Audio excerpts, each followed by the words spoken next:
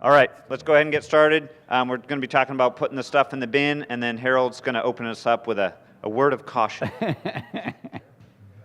So I want to give you some sage advice from a guy who put a mill in, who started raising hard red winter wheat, hard red spring wheat, oats, buckwheat, a few of these other things that I watched my buddy Thor do, and it looked so easy and so much fun. I thought, boy, if 5 acres is good, 80 acres would be even better. So what I wanted to start off here before we do the grain conditioning storage part is, I want to caution you that the Midwest is designed to raise soft red winter wheat, okay? If you're up in northern Indiana, you've got the market up north of soft white wheat. If you're in Ohio, raising spelt, there's territories where things are popular. But it's my experience over the last 40 years of farming is that this is a soft red winter wheat area. So when we talk about raising these crops, make sure that you have a market to go to before you go whole hog, okay? We put in a flour mill, and I bought enough seed from Thor to do 80 acres of soft red or hard red spring wheat, blend wheat. It was beautiful. It was wonderful. It was great. Well, we just started that flour mill, which meant we didn't have the customers yet. We just got going. So it took us 3 years to get through our first year of soft red or hard red spring wheat. So make sure that whatever you do, you have a market set up for any of these grains that you're not used to raising. And find somebody to work with that will work with you on taking those grains so that you know ahead of time when you're putting this in the ground, it's going to go there. Because a hard red spring wheat in Illinois takes about $2 to $2.50 a bushel to take it anywhere else where somebody's going to use it. And I have to tell you, Janie's farm, the mill at Janie's farm right now is not buying a lot of wheat from anybody else. We're building the market, we're growing, but I don't want you to have the idea that if you put 40 acres out for it, well, Harold will take it in Illinois, because I'm just not in that position yet. We're growing, we're building our markets, we're building our business, but we're probably 2, 3, 4 years away from actually going to a lot of different growers and saying, hey, we're needing more wheat. So be careful of what you raise and make sure that you have a market for it when you put it in the ground. That's great advice. Yeah, I mean, we go through about 400 acres of spring wheat, and we're always looking for growers, but typically we're trying to produce in New York, so you need to find that person in your area who's interested in this before growing it. I think that's a great advice from Harold. So there was supposed to be a talk, as I said, by a fella from Purdue that was going to talk grain storage. So we're going to talk a little bit about it. I'm going to talk about getting it into the bin and doing some on-farm processing as well. I think this is just good practice, just grain storage in general, but particularly in food grade. We always send everything through a pre-cleaner before we put it in the dryer, if it's going straight into a bin. That on an organic farm, a rotary cleaner, that is a must-have piece of equipment. It's fast, it's simple to run, simple to adjust, and does a really good job. It's got 2 screens. Outer screens takes out the small stuff, inner screen takes out the rocks and the birds. you know, that's what ends up underneath it, those big heads and lots of little weed seeds. You know, when you're storing grain, you want the maximum amount of porosity that you can get between the kernels of whatever you're planting, because you want to be able to push air through it and keep it at the right moisture. All this sort of broken kernels and weed seeds can cause possible heating, insect problems, molds, off flavors, all those things. And I don't care where the grain's going. I always clean it just because it'll keep in storage so much better. And it doesn't take that much. And here's super simple way to aspirate grain. We got an old bin fan with a plenum on it. We put it on a little stand there, and every time I move grain on my farm, I'm blowing air through it or doing something to it to clean it, because it really doesn't cost me anything. You know, it's super simple. He's probably standing in a really stupid spot there because it's blowing right on him.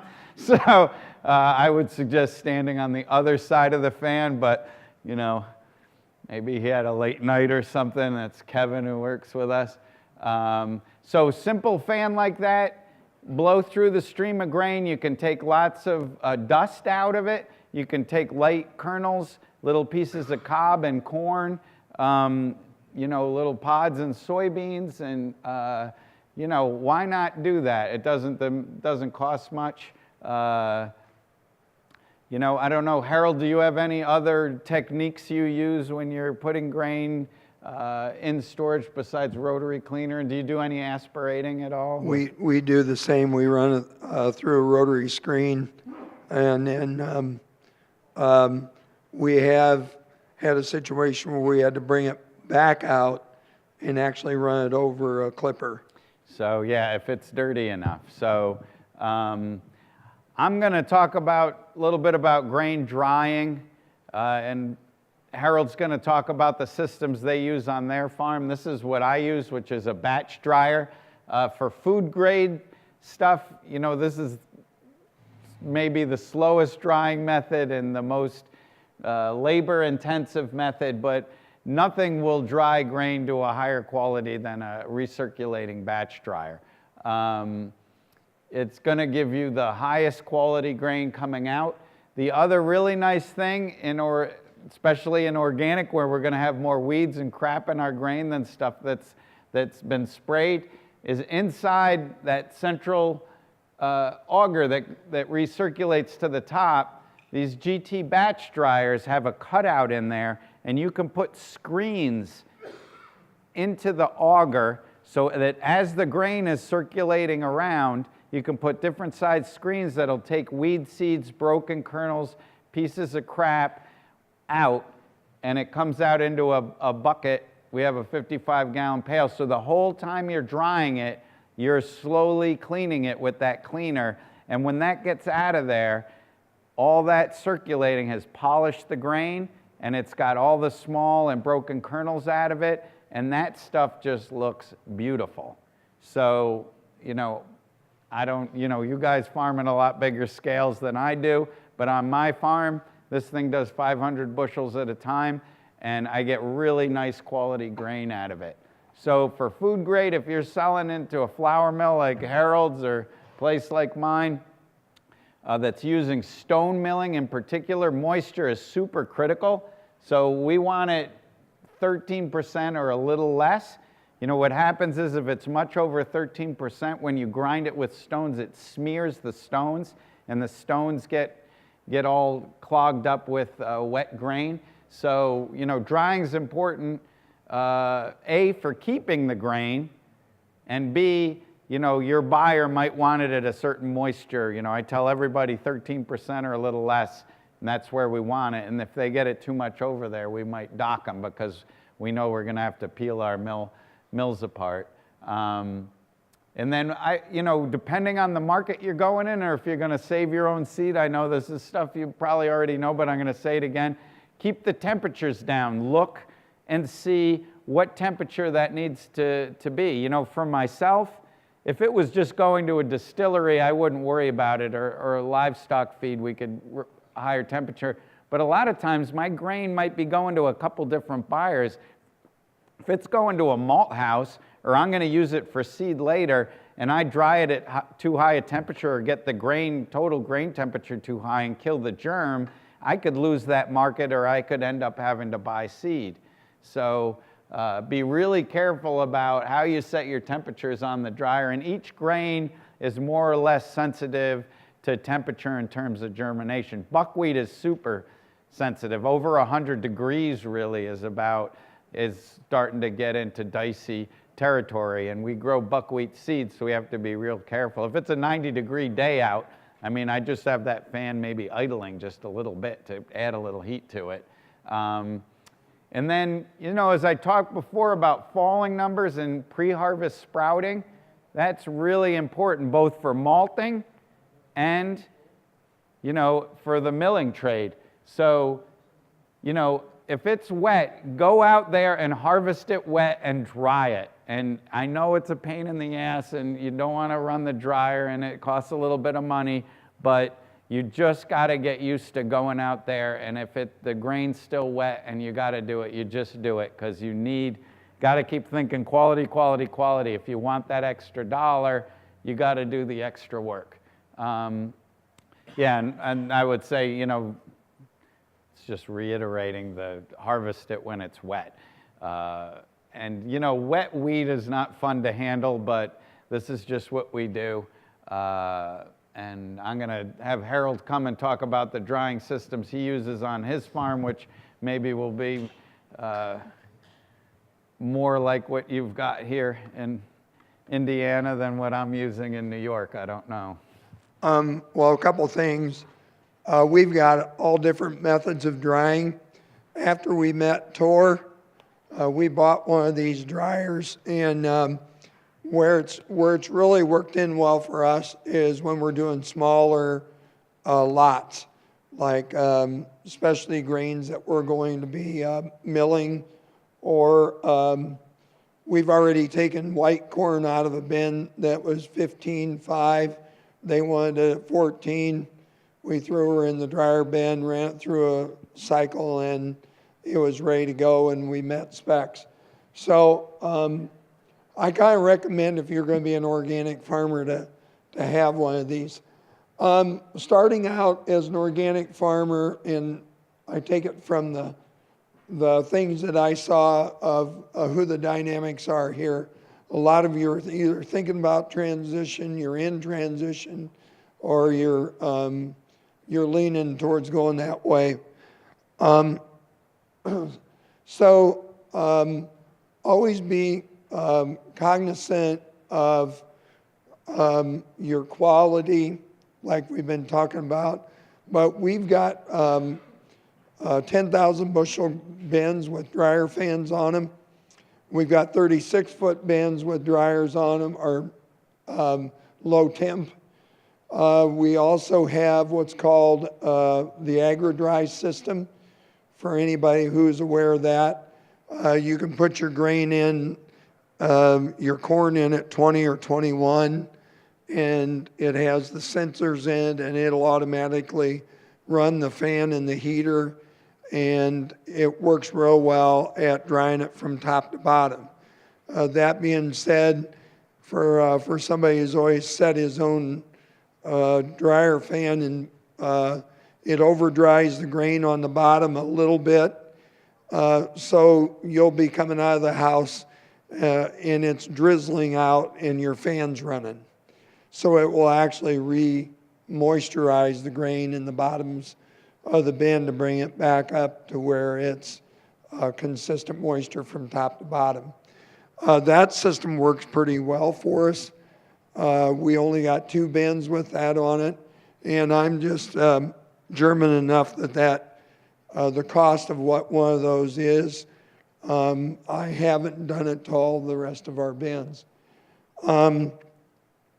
We have dryers with stirrators in them. I don't like a stirrator. It causes too much damage to the kernels. But we're diversified enough where we ship out to grain millers, we ship out to feed For any of you who know Fair Oaks, I'm sure you do, the first 5 years that I farmed organically, I never had a grain bin because Fair Oaks took all my corn right out of the field. That was a real sweetheart deal. And what I was going to tell you as transitioning farmers, if you can find an organic feed mill like Wolf Co-op, or I don't know who all's in whose area, but if you can work out a deal with them where they can take the grain right out of the field, that's a pretty good deal for starting out. When you start going into the food grade, you definitely have to have your own grain storage. And it's also very important that, like Thor said, if you've got 2 different fields of corn or wheat or soybeans, look at the quality of each one. Say there's some kind of a bug or a disease that got in one variety of your beans and not in the other. The one that didn't have the disease in it and the beans look really, really good. That one you can probably get a $2.50 or $3 premium over the other ones that'll have to go for feed grade.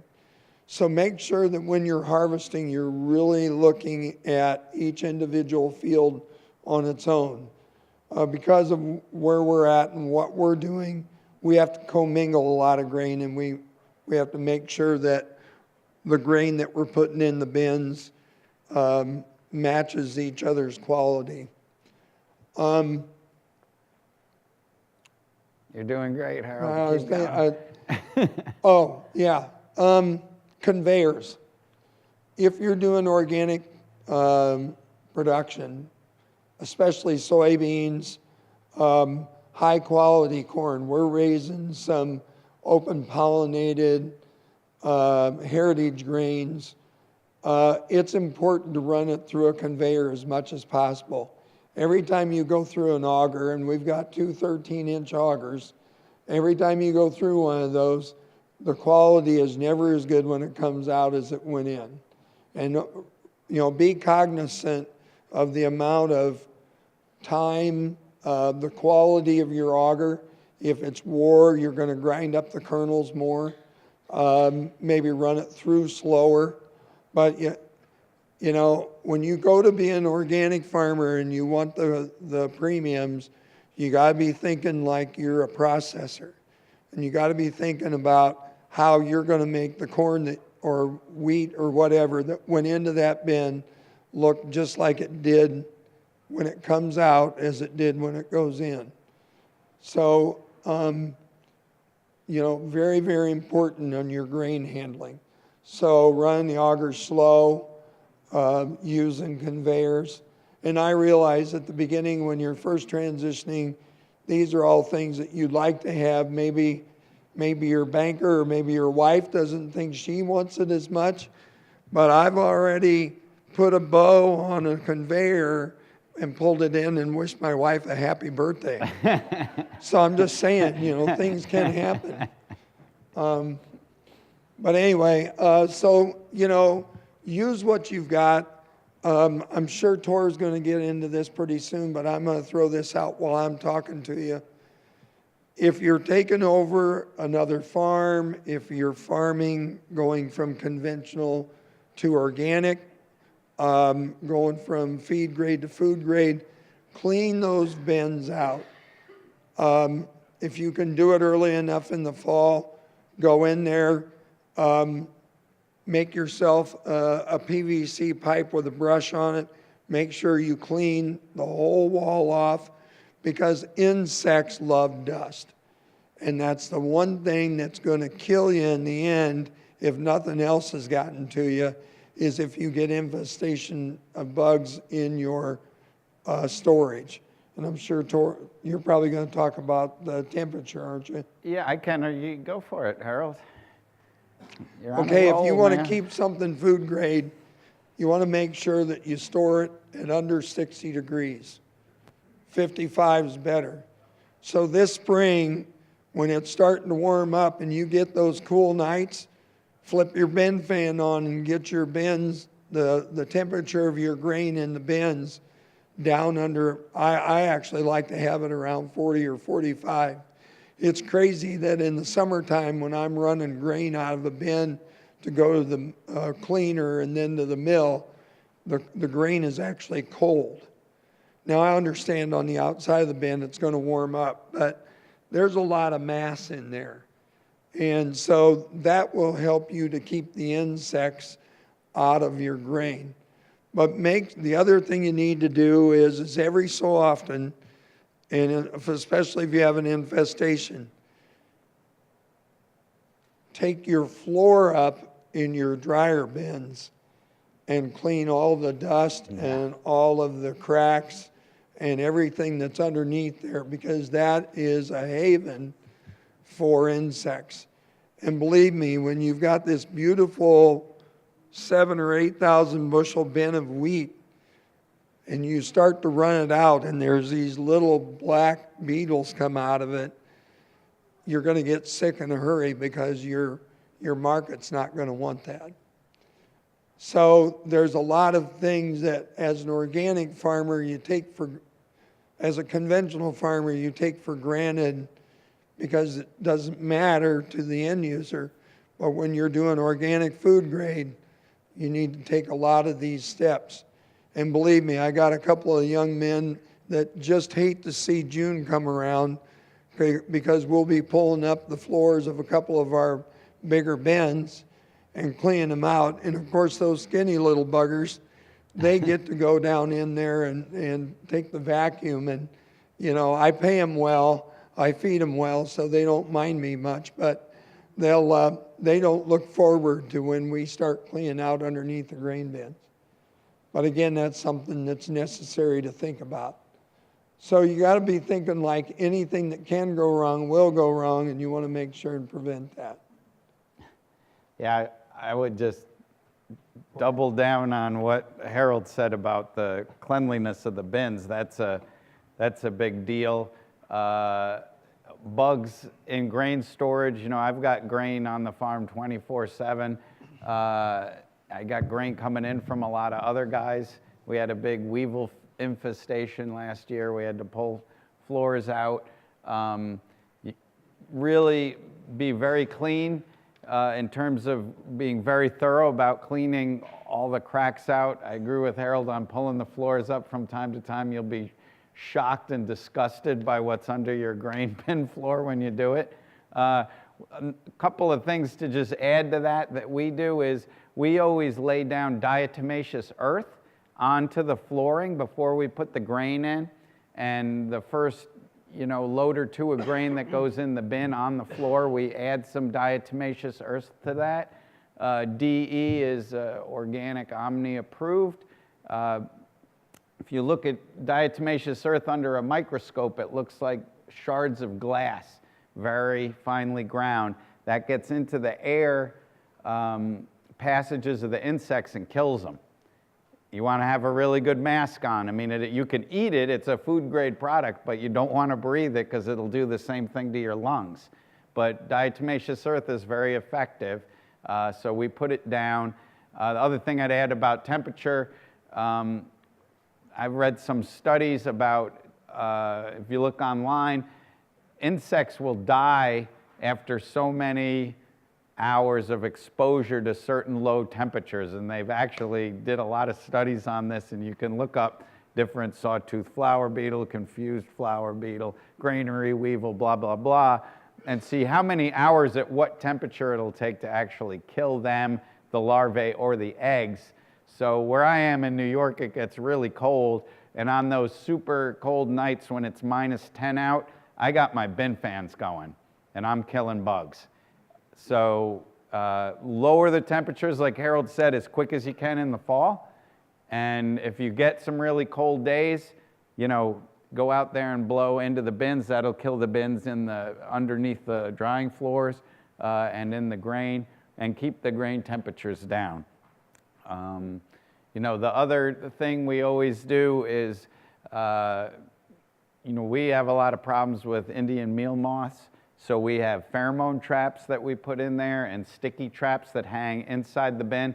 A lot of these red flower beetles can fly in from the field and fly into the tops of the bins. So we have just simple pieces of wood in a cross with pheromone traps and just fly traps on them, hanging from the top of the bin, and we keep that right off the grain that's in the bin. As it goes down, we have little rollers that we can roll it down on a thin piece of rope, and you'd be amazed at how many bugs you can trap, and Indian meal moths that get caught in there. So, you know, all these little preventative measures. We've also started using beneficial insects. Don't overlook that as an organic grower. You got to think about all these different methods, and there's a lot of parasitic wasps that will eat different insects that are problems. We use these parasitic wasps in our flour mill. I don't know if, Harold, have you gotten into parasitic wasps? Well, that might be the next frontier. We need to talk. Yeah, talk wasps. So we've been using them at the flour mill to control bugs. So there's a lot of different things you can do. You know, store aside 2 works great, but we can't use it, right? So we got to think of other ways to take care of these bugs that are in storage. But putting the grain in clean, putting the grain in dry, keeping the temperature low, keeping the bins clean, all those things, and keep the grain moving. Grain that sits there for a long time and doesn't move, that is the devil's workshop of insect infestation. Sometimes we'll just, if it's been sitting there for a year, I'll just take it out of the bin and put it in another bin just to move it. Insects don't like grain that's disturbed. They like grain that's been sitting. So anyway, food grade, would I eat this? So good grain storage. Put your grain on drying floors. I mean, that's a no-brainer. So I had a bunch of grain storage slides that I was going to talk about, but since the other guy was coming, I took them off of this thing. So unless Harold has something to add more about storage. Ask him for questions. Yeah, or do you have any questions about storage or insect stuff? Yeah. How do you start if you have a small scale, maybe food grade, maybe diversified? How would you start? In terms of storage? Yep. Are you talking a couple of acres? I'm talking like 60 acres, but maybe 3 different things growing. We have 25 wagons that look just like that, and we have some storage buildings. So we end up putting quite a bit on wagons of small varieties, and then when we bring things into the mill and we have to temporarily store it, you can buy a wagon like that at Maui auction for about $750. I recommend you don't look at the tires. You open the door and look to see if there's any holes in the floor. I have a son that looked at the tires of a couple of them, and then we welded a lot. But anyway, but these are really for temporary storage, and then you can use them in the fall. You know, those kind of things are fairly easy to start out with. Yeah, I think that's a great idea too, where if you've got really small lots of grain, you know, we're going to talk about tote bags, or you see that tote there, that'll hold 2,300 pounds of grain. They're really nice for storage. You could put a screw-in aerator in there, just one of those ones you pull in there with a fan if the stuff is a little bit moist, and dry it. You know, that doesn't have to be, you know, this giant, massive grain system. When I started out, that's what I started out with. You know, I didn't have one bin on my farm when I started, so I used gravity boxes and totes. And you know, I started out with 15 acres of rye. That was my very first grain crop. Harvested it, and then I had a tiny little seed cleaner that I could put on this table, and I cleaned it into 50-pound bags and sold it for cover crop seed. And that was the start of a grain farm. So it doesn't have to. You know, all this stuff is very fancy and sounds good, but it's not necessary. For 60 acres, I had a pull behind Alice Chalmers 72 combine. That's what you have? That is an awesome machine. It's got a scour cleaner on it. It's like a perfect food grade machine. You know, it's got those hard rubber, it's on the threshing cylinders. You can do clover with that. I combine Timothy with that. That's a very versatile combine, but it's slow as molasses.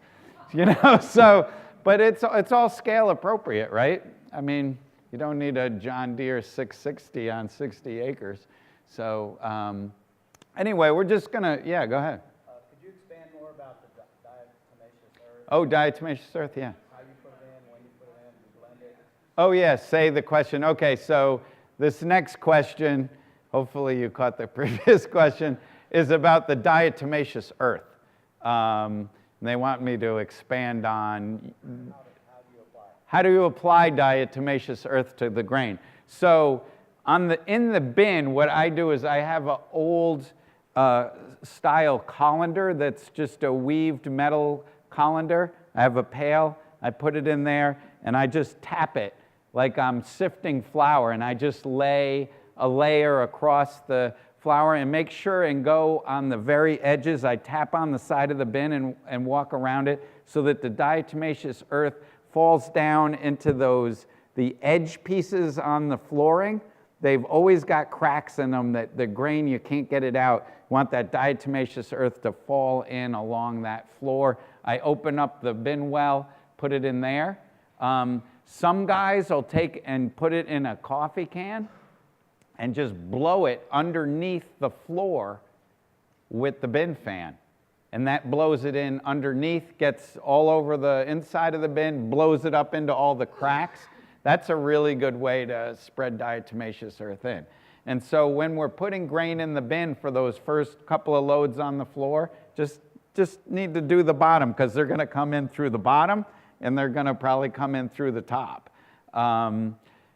What we do is when we're augering it in, I just have a coffee can and I just sprinkle it into the auger as it's going up into the bin, and that mixes it. And then when it goes in and falls, it creates a fog. You'll see this sort of white fog coming up out of the top of your bin, and all the grain will be falling through that DE fog, and it'll get little bits of DE on it, and that sort of spreads it throughout the bin. So it's super simple. You know, no high-tech anything. I'm sure you could get some sort of rotary applicator that would spread it. Do you use DE, Harold? Yeah. Yeah, Harold uses it. I'd say most organic farms are going to use some DE, and it's cheap. So, I would just caution, get a P100 mask, a really good P100 mask, and put a mask on. I probably have took in way too much DE in my day because I didn't realize how toxic it could be to your lungs until I'd already breathed way too much of it. So, Or we also do the last two loads. We put on the DE top. on the top. Yep, Yeah. and that's also a great idea. So that's a good question. Any other questions? Not every processor allows that. Right, so that's why you don't want to put it through the whole grain mass. You're just treating the very bottom of the bin and a little, I mean, you only need to do the top couple inches of the bin. You know, that's, the insects are going to start in, you know, Indian meal moth, they're in the top 2 inches. Other thing I'll say about is a good practice, a lot of these insects will lay their eggs on the bin sides. So what we do before we take grain out, every time I go up into the bin, or whoever goes up into the bin, it isn't necessarily me, with a broom. And I go and I walk along the outer edge of the bin and I just brush down about 3 or 4 inches of that layer right on the very side of the bin. That's where you'll find all the egg casings and little larvae from the Indian meal moth. And I just take and I brush that and I brush it into the grain that's coming out of the bin so that when that grain comes out, that all comes out of the bin, and you don't have, because otherwise you're gonna, as the grain comes down, you're gonna have all these egg cases stuck to the sides of your bins that are gonna hatch into adults. And that way when I take that bin out and we clean it, I can get all those egg cases and stuff, the sticky masses that they make, I can get that all cleaned out of there. So that's another thing I found, just super simple, to be pretty effective, particularly with Indian meal moths. So, The other thing, if you're going to store grain in one of those totes, you need to be cognizant of the temperature there too. And the Indian meal moths will lay their eggs through the sides of the fabric. that's true. So Yep. If you come into a shed and you see one Indian meal moth on the tote, you need to be scrambling to either get them into a colder place Right. or empty them and put them into something else. So like Thor said, you're mixing it up. Yep. Yeah. Be cognizant. I have traps hanging all over where we've got, say, seed from last year in a barn. We'll actually, in the totes, we have it's just a piece of 1x6, about this big, that we put in the tote, and we make just a little piece of wood over it so the top of the baffle won't fall on it, and we'll put a pheromone sticky trap in that tote to store it. And that way, if Indian meal moth gets into that, it'll get caught in that trap right away and before it turns into a big problem. Because Indian meal moths, once you got them, you can't get rid of them.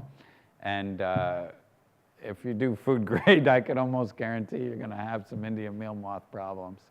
So any other questions about that, or should I carry on forth into the next thing? So we're going to talk a little bit about just on-farm processing. You know, when I got in, my first job was in a slaughterhouse in Peekskill, New York.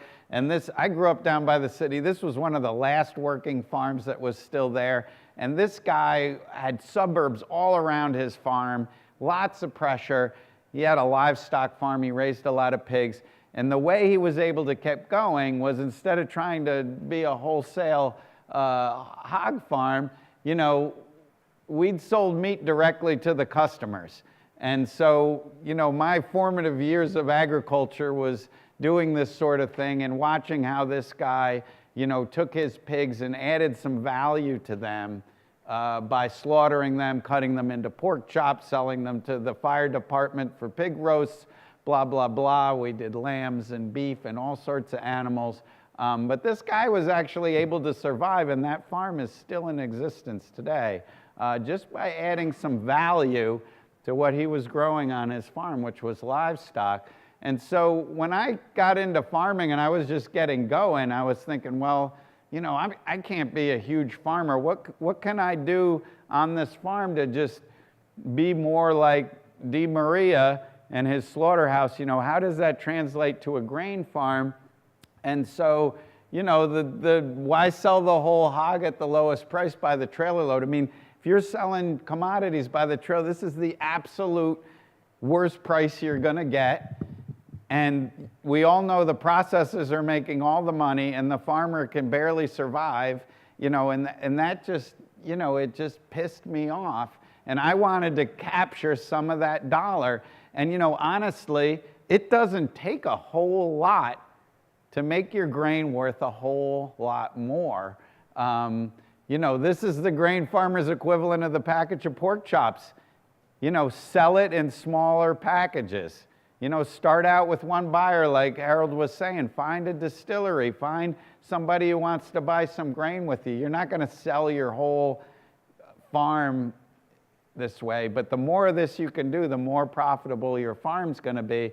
And it really is not that difficult to do. None of this grain cleaning equipment is beyond the grasp of somebody who can farm. So, so this is as fancy as my system is. I bought that cleaner right there. It's from 1910. I bought it for $250 from a guy in Bucyrus, Ohio. Monsanto, he used to clean his own soybean seed. Monsanto wanted it off the farm, so he had to get rid of it. And I became good friends with this guy. He was about the nicest fella I ever met. And after I took it and fixed it up and started using it, him and his wife drove from Bucyrus, Ohio to come see the seed cleaner work because he didn't want to let it go. And he was tickled pink that I got it. And that right there, that was the best investment I ever made in my life. That machine, that $250 machine, has made me more money than anything on my farm ever. And you can see it's a simple setup. We've got a gravity box here. I've got one auger that loads the top of the cleaner. We've got the cleaner set up, goes through a couple of screens. It's an air screen cleaner. right? So it's got a fan, and it's got several different size screens on it that we can clean different grain, up into an auger, and it fills the tote. You know, is this the most exciting work in the world? No, but you know, that grain goes in at one price. I call this my money printing machine, because every time that thing is running, I'm making money. I'm making money, you know, and you'll lose a little bit, but it's not hard to run. So there's we made a little gate there for the gravity wagon. I would suggest, you know, using a smaller gate, because if you've got a lot of crap in the grain, it's nice to be able to lift it higher. If you've got a real wide door, you can only lift it a little bit and then it plugs more. And you'll notice under here, this is a set of really heavy-duty magnets. You'd be amazed what comes out of the inside of your combine and ends up in the grain. And if you're selling into the food grade market, they don't want any metal in it. So find yourself some magnets. I'm sure, Harold, you've got lots of magnets everywhere. So we have magnets all over the place, and the grain runs over it, and you'll be shocked at what you find on that magnet that's in your grain. So old gravity box, $500, little door down at the farm supply place, and a magnet. You don't have a whole lot into this. There's my 120 or 132 BE Sydney. It's from the Sydney Grain Machinery Company of Sydney, Ohio. It's an Ohio-built machine. It's got hand-poured Babbitt bearings with little screw-on greasers. You have to go with a little oil can and oil all the little wooden block bearings on it. The thing is awesome, and it does a great job. And you know, this technology has not advanced that far. I mean, this is some basic physics here. So you can go out and spend thousands and hundreds of thousands of dollars on a grain cleaner, but you don't need to. An older machine like this, and there's around, start looking around. Even if you don't sell anything into the food grade market, if you just clean your own seed, you are gonna save so much money. I mean, my seed bills are very, very minimal. You know, the only thing I really have to buy in is corn seed that's hybrid. You know, and Harold was talking about Brasetto rye, which is a nice rye, but it's hybridized, so you can only use it for 1 year. They've got you with it. And you might get a little bit of extra yield, but the studies I've seen out of Cornell, Danko and Brasetto, there's a couple bushel advantage, and I'd rather keep my seed, run it through my little Sydney machine, and not ever have to buy it or worry about whether it's organic or whatever. We keep it on the farm, and as Harold was saying, these small grain seeds tend to start to evolve to fit your farm, and you'll see how they do. So you can see how simple it is, and then all the waste comes out of here from the middle screen. Big stuff comes down here, the rocks and the birds off the scalping screen, and then the bottom screen, you get all the little stuff, clean grains coming out of there. And we've increased the price of that grain probably 10 cents at least a pound, which adds up fast. This will do 2 tons an hour. This crappy little machine from 1910 will do 2 tons an hour times 10 cents a pound. You can see, you run that all day long every day and you're making some money. And it's the great part about this and processing and doing some simple process, there's no risk involved in this. You know, we're all going out borrowing money, putting all these crops in the ground and hoping it turns out. If you've got good grain or you've got other guys that have got good grain and you can just clean it, there's no risk there. You know, if you've got a buyer and they need clean grain, it's a distillery, it's a malt house, it's a flour mill. You know, once you've got this machine, it opens up all these marketing doors for you. You know, and it could be you start out like me and you're doing 50-pound bags and selling to a little bakery that's got a mill or whatever it is, but just start and you'd be amazed. The word will start getting out, and Howard can, you know, Harold can attest to that probably. You know, once the name gets out, now I got people call me from all over and they want clean grain for this and clean grain for that, you know. So it's really great. So there's, that was the initial system that I had, but you can see, you know, and it's a fun old machine. I'm doing seed to plant right there, right into my truck. That's going to go out in the field and load my drill. And, you know, something as simple as that, a gravity box and an auger, you know, if you've got a nice dryer, there's some markets where you don't even have to run it through a cleaner. We sell corn to the distilleries, and it's clean enough coming out of that batch dryer. We just take it out of the bin, put it in a gravity box, tractor, 6-inch auger, skid steer, and a tote. You know, the corn goes from, what is organic corn, $10, and I'm getting $16 for it when I put it in a tote. And all I'm doing is running it through an auger and putting it in a bag, putting it on a pallet and shipping it and servicing that account. So, you know, it's more work, but there's money to be made there. Just to talk about the type, I got to shut up in about 5 minutes. Talk about the type of tote to use, right? There's all different styles of totes. What you want to use is a baffle-style tote with a duffel top. So the whole top opens up, and a baffle-style tote has little rings in the corners of it. See how that corner is built? That hold the grain from shifting inside. So there's just these fabric loops inside of it. So if you're going to ship this stuff, I'm shipping down into Brooklyn, New York, so it's going 5 hours across who knows what roads. You don't want that product to shift inside of there and fall over. When we first started, we were just using regular open totes. They're cheaper. But these baffle style, you flip a couple of those over and make a big mess, and you're going to want to pay the extra little bit for these baffle style totes. The other nice part about it, just take a piece of plywood, cut it in half, and you can stack these up to 3 high. So they're really nice. It's like a big square bale, right? You can stack these things up.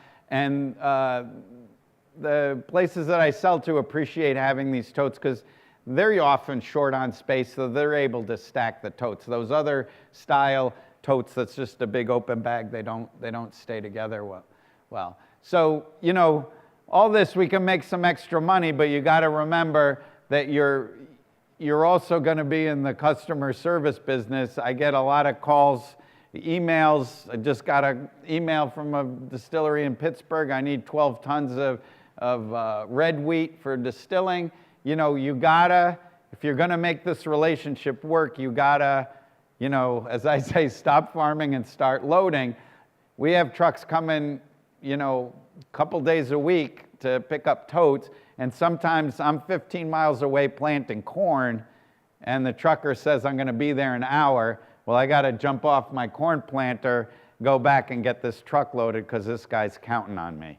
So, you know, there's a certain amount of hassle and harassment that maybe you don't want to do, but if you want to create a good relationship, you know, you've got to remember customer service is important.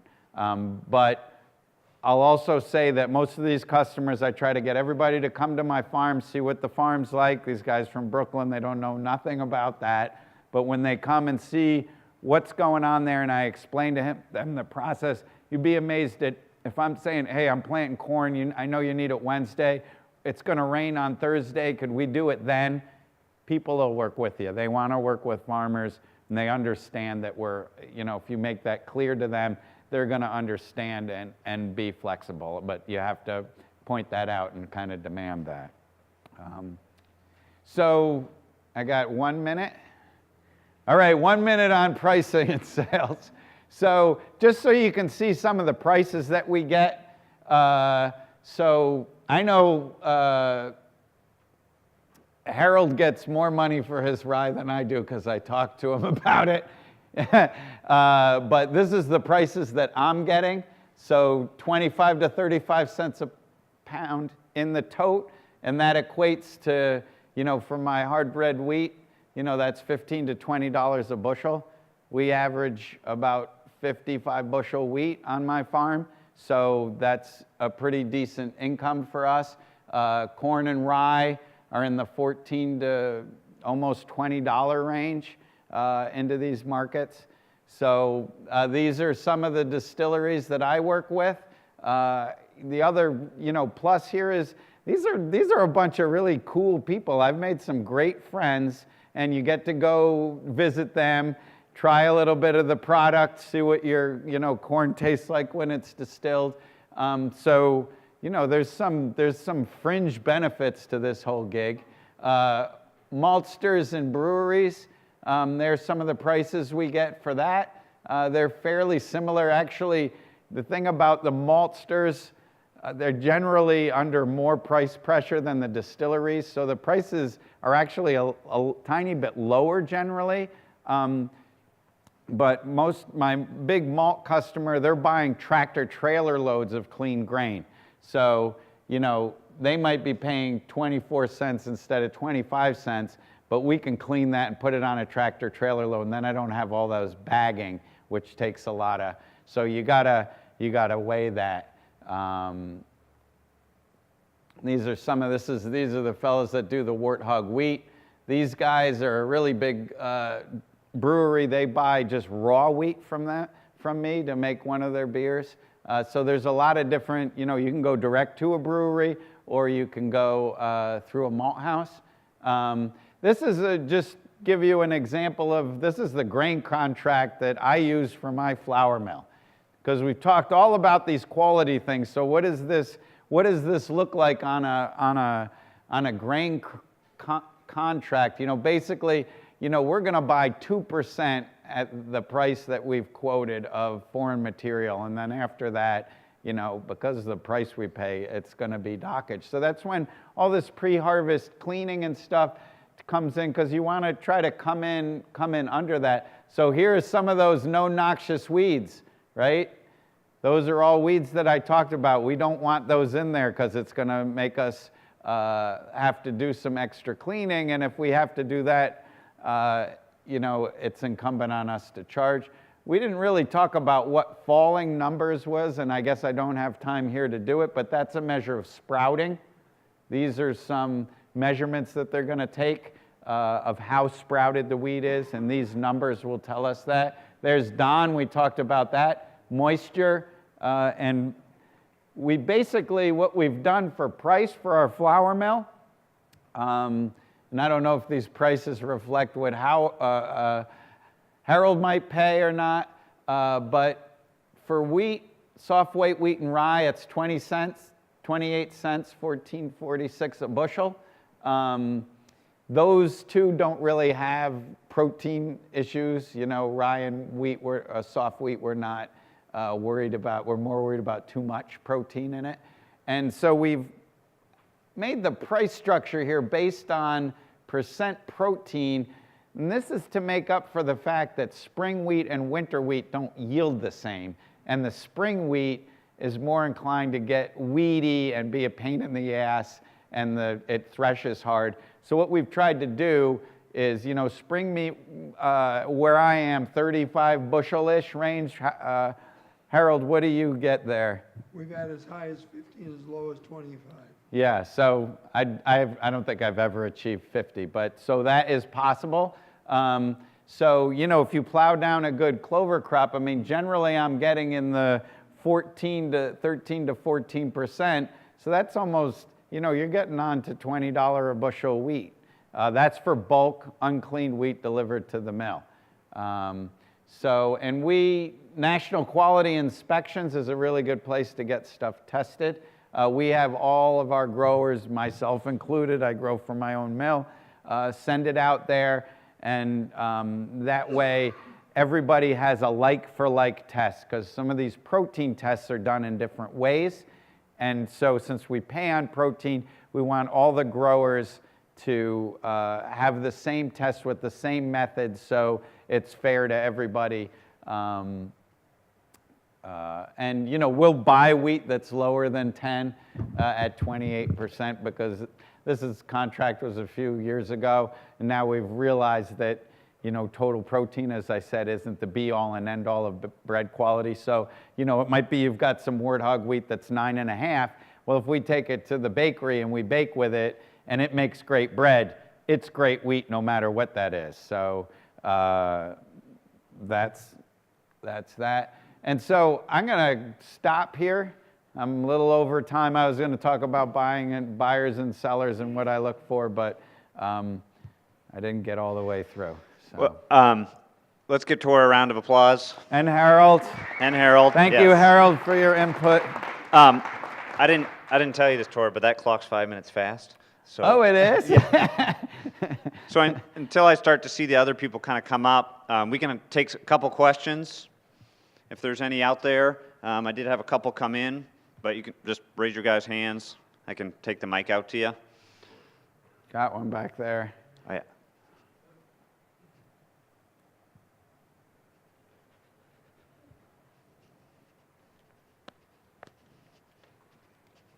Mike, we're just taking questions. Are those duffels reusable? You get them back? You get them back from They are reusable if you don't put a forklift thing through there or run over the corner of it with a skid steer tire, which I did right before I came here. So you can get, I had an arrangement with the distillery in Brooklyn where he was back shipping me the totes, and then I would fill it up. The totes cost, I buy them by the, I think there's 400 and something in a pallet load, and they cost about $11 a pop, and then so if I get one back, I'll just credit them and not charge them for the tote again. The thing I don't like about them is if you don't get them back, you're actually creating quite a lot of garbage. And I always have them clean the tote out, and I've trained people to look inside and make sure there's no egg casings from any insects in there, because I don't want to bring any insects back to the farm. They might have Indian meal moths at their facility. Those get into the totes, and then you're bringing back a, infected tote with bugs on it. So if all of that goes good, I've got one woman who I sell spent grain to. She's got a little hog farm, and she pressure washes them out and brings them back to me. They're pretty tough if you handle them well. We've had one with Brooklyn Distilling that we've gone back and forth 5 times with it, and it was still good. But it doesn't always happen. So that was a great question. You want to be careful and make sure it's a gusted one. I almost lost a hired man because we had in the air to put it into a wagon, and it actually one of the holders ripped out of the edge of the bag, which at 2,300 pounds made all 4 of them rip, and he almost got killed underneath the close to the pallet. So do be careful if you're going to reuse those, that they're in very good shape and make sure that they're inspected. All right. Thanks a lot.